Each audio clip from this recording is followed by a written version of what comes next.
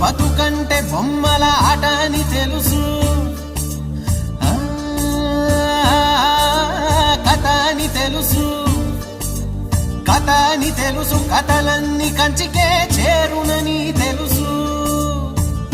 తెలుసు తెర తొలుగుతుందని, తెలుసు తెల్లారుతుందని, తెలుసు ఈ కట్టె పుట్టుకుమంటదని, తెలుసు ఈ మట్టి మట్టిలో కలిసిపోతదని. ఇన్ని తెలిసి ఇరకాటంలో పడిపోతావు ఎందుకని? మాయ